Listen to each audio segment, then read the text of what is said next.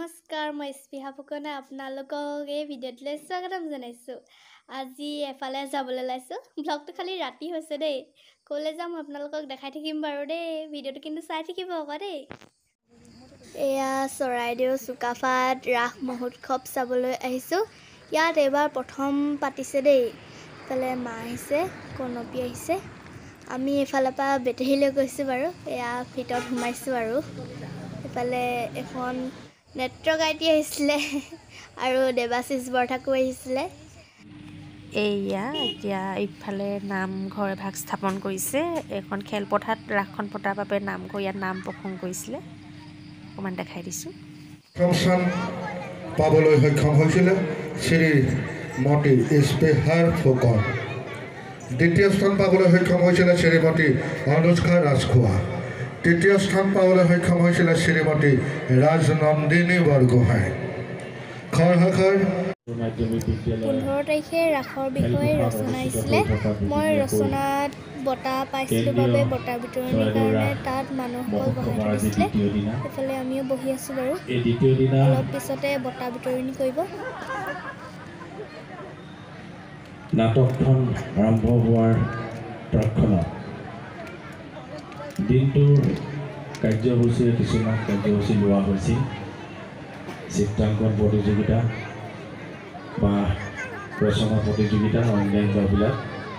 এই প্ৰতিযোগিতাসমূহৰ যিসকল বিজয়ী প্ৰতিযোগী সেইসকলৰ বঁটা বিতৰণি এই সভাখনত উপস্থিত থকা আমাৰ অতি শ্ৰদ্ধাৰ দৌলবাগান উচ্চতৰ মাধ্যমিক বিদ্যালয়ৰ প্ৰাক্তন অধ্যক্ষ মোৰ অতি শ্ৰদ্ধাৰ সন্মানীয় শিক্ষাগুৰু ললিত গগৈ ছাৰ, লগতে ইয়াত উপস্থিত থকা আমাৰ সোণাৰী পৌৰসভাৰ সন্মানীয় পৌৰপতি তিলক চন্দ্ৰ দেউৰীয়া,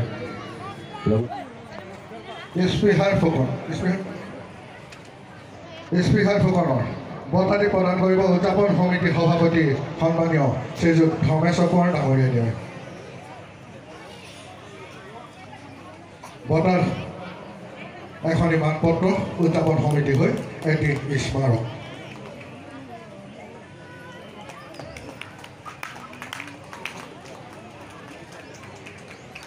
ধন্যবাদ স্পৃহাৰ, তোমাৰ উজ্জ্বল ভৱিষ্যত কামনা কৰাৰ লগতে অন্য এগৰাকী ক শাখাৰ ৰচনা প্ৰতিযোগিতাৰ দ্বিতীয় স্থান পাবলৈ সক্ষম হোৱা অনুষ্কা ৰাজখোৱা।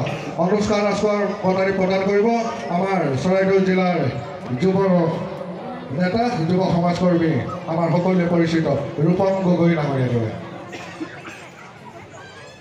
অনুষ্কা ৰাজখোৱা।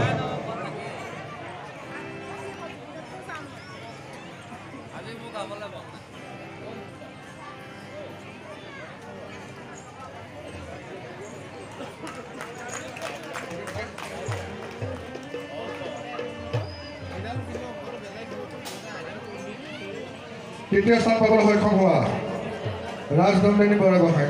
ৰাজনন্দিনী বৰগোহাঁই বঁটাটি প্ৰদান কৰিব সোণাৰী পৌৰসভাৰ পৌৰপতি নেৰু ডাঙৰীয়া দিয়ে।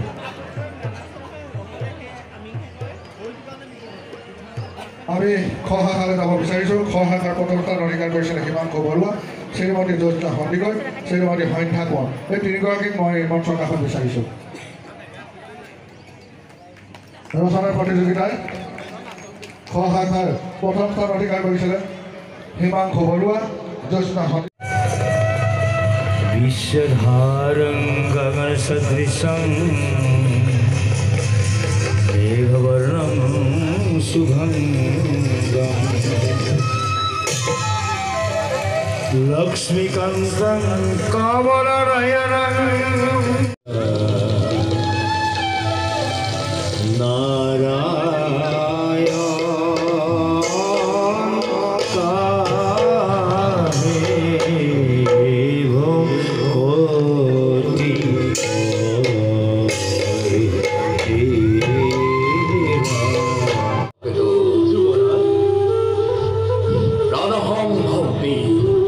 দৈবকীৰ শুভ পৰিণয় শেষ হ'ল অতি মাংগলিক।